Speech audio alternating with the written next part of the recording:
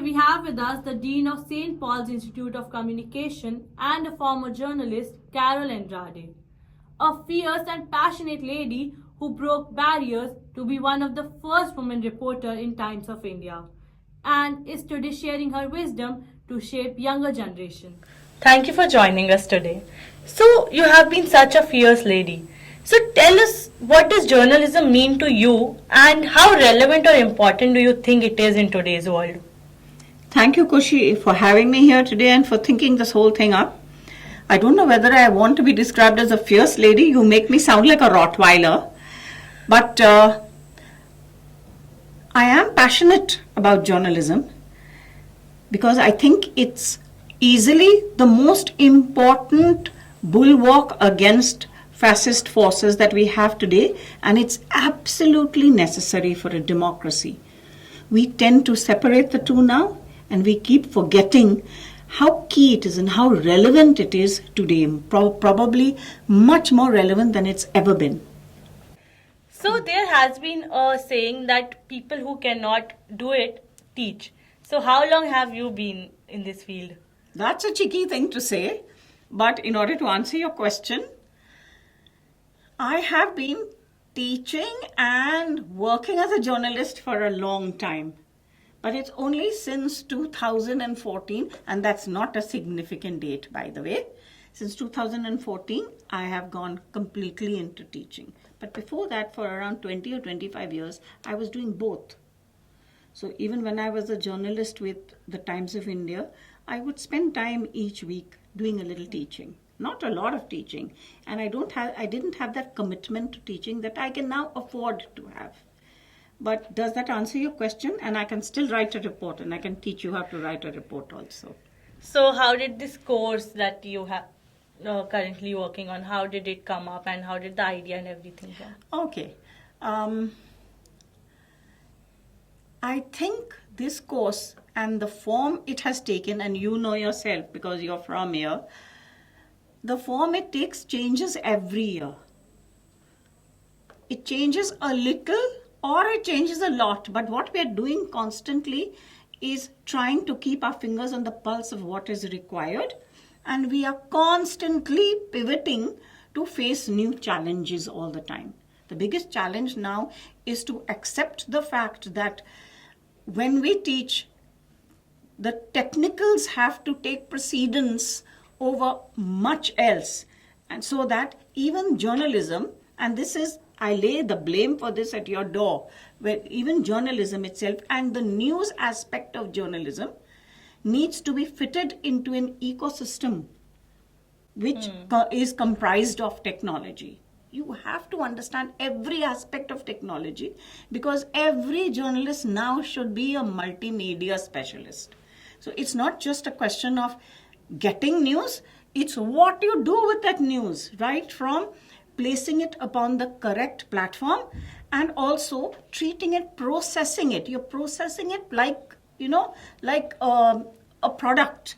You're processing it so that the people who receive it, consume it.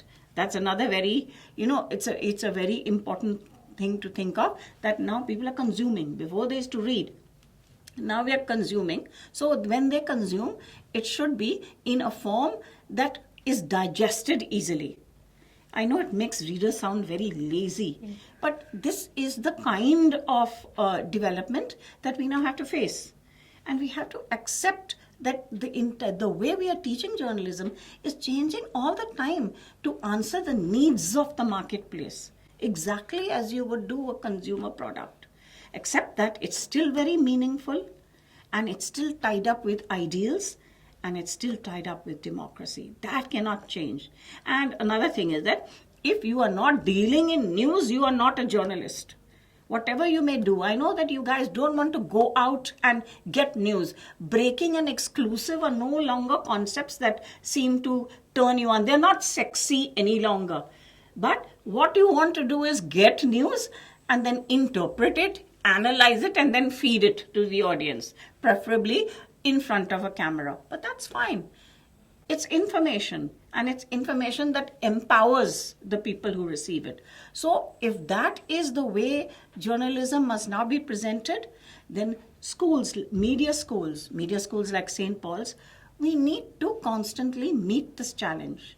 So every year our course changes to a small extent or sometimes to a large extent. But I know that what we had in 2012 when we began is practically unrecognizable in comparison with what we have today. You just talked about that journalism has evolved over here. So what is your take on the social media and the content creators who are producing news content? I think that it was an inevitable part of the development process. When you have technology which has developed in this particular way, then social media becomes an absolute important part of it. You can't ignore it. You cannot say, I am a journalist and I have nothing to do with social media, because social media addresses news content in a one-on-one manner. But that is the way we are reaching people. Where it was mass before, now it is numbers through this one-on-one programming.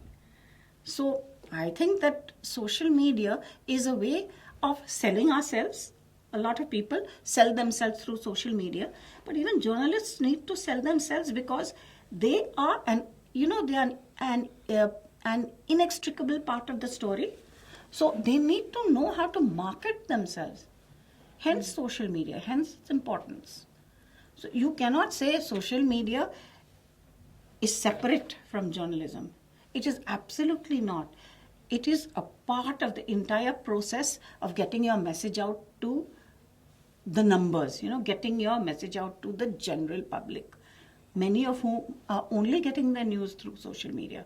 So if that's the way you get it, provide it to you. So we have talked enough about journalism. Let's move back to how it is taught in St. Paul's. People who come in to learn journalism over here, they never really leave. They become part of this family. And I think one of the reasons is because the interface with industry is strong at St. Paul's. Your first interface with industry is in your own classroom. Yeah. You're supposed to impress your teachers. Yes. Not with an examination, although this year we've also had that. But that examination does not impress. What impresses is your consistent engagement in class with the teacher who may be looking at you as a potential hire. Yes. You asked me earlier, Khushi, what I brought to St. Paul's in the form of the syllabus the curriculum, the syllabus that we employ over here. That syllabus, that curriculum is born of the fact that I did a lot of hiring when I was a journalist. And we complained a lot. I think the reason why a lot of us went into teaching is because we kept complaining about the kind of students that we were getting. So what's the point of complaining if you are not going to then go out and give back? In whatever way you can, you give back. You tell them what is the reality of the industry in contrast with book learning.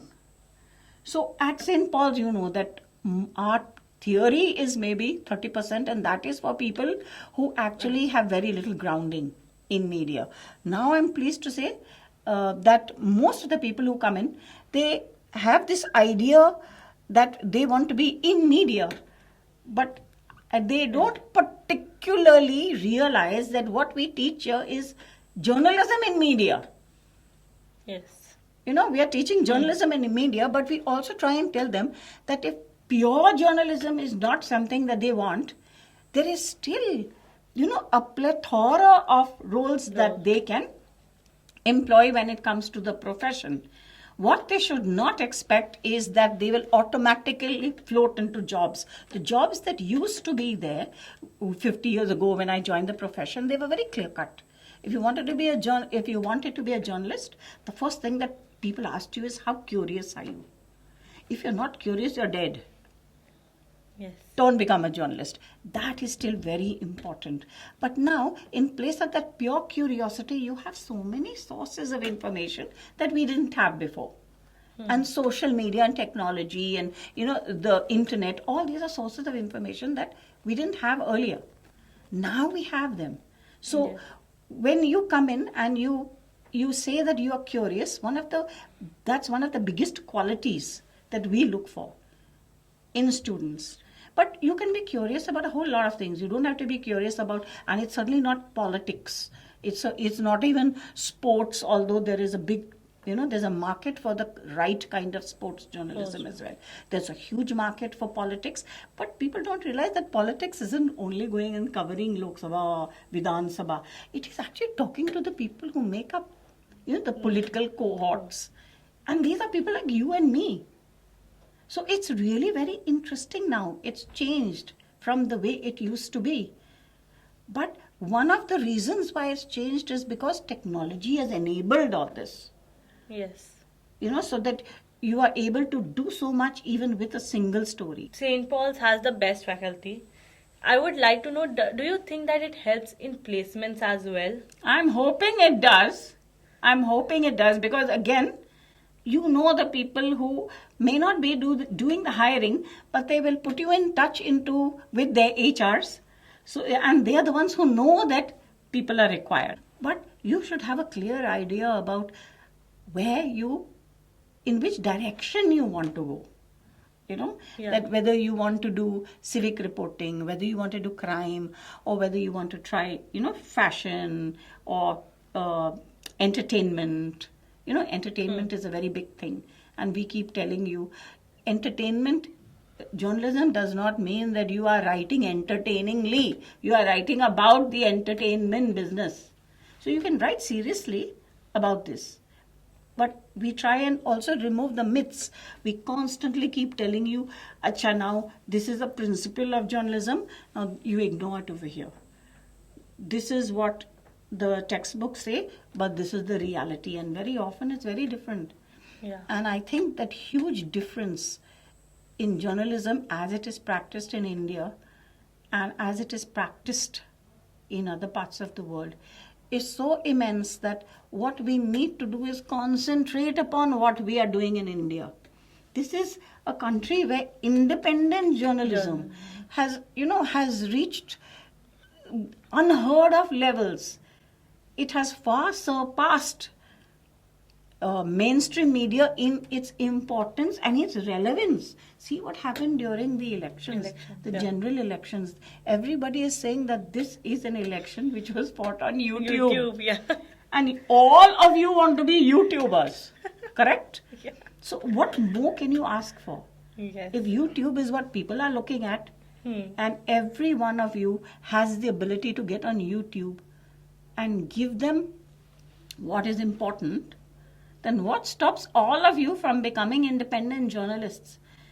And this is again it's a development which I see as just growing. So you, as a journalist, I think that you owe it to the profession to try and be as independent as you want, if necessary like this, by creating your own channels, by creating your own, YouTube audiences.